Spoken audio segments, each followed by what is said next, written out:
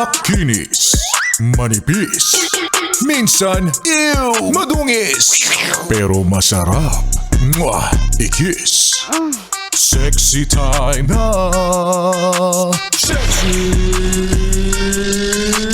Mega! Para sa yes friend kong mas takot pang mawalan ng pera kesa mawalan ng jowa. Ay, totoo ba? Ganito ka ba? Ganito ka? Mas kaya pang tanggapin na single siya ng matagal na panahon kesa yung pagsisilip sa wallet niya, ang laman, puro papel, resibo at kung ano-ano pa, pera wala.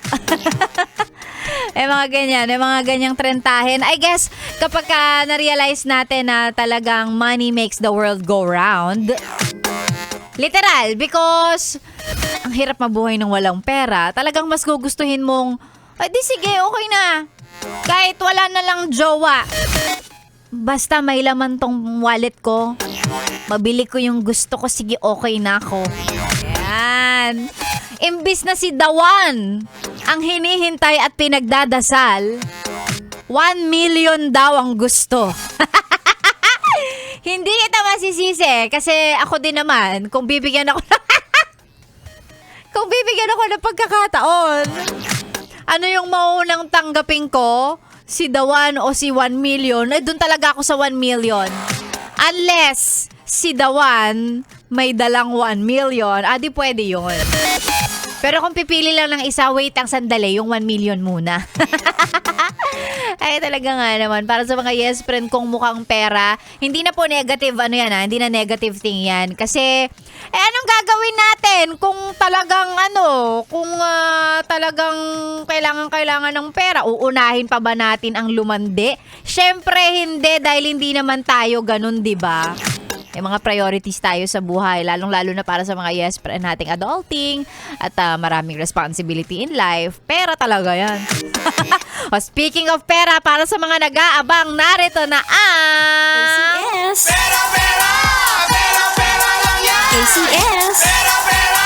Pera, pera lang yan! ACS! Ang tsansa mong manalo ng pera ay laging nandito sa Yes FM lang. Makikinig ka lang sa amin, tsempohan mo kung ano yung tanong, ano yung hinahanap, ano yung gusto ng DJ. At pagka naswertehan ka, pwedeng ikaw ang mag-uwi ng 500 pesos. Ang dami nang nananalo dito sa promo natin na to. Ikaw lang talaga.